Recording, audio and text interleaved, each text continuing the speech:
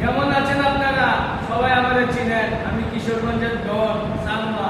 আপনারা কোনো অসুবিধা নাই, আপনারা বিদেশ যাইবেন, গিয়ে কামাই ভাই, কিন্তু বিদেশে গিয়ে সবার একটা কাম করবেন। বিদেশ নাই আগে সমুদ্র পাড়ে যাইবেন, ঘুরবাই, মনটারে ফ্রেশ করবাই, ফ্রেশ করে আবার কাম পাইতে যাইবেন।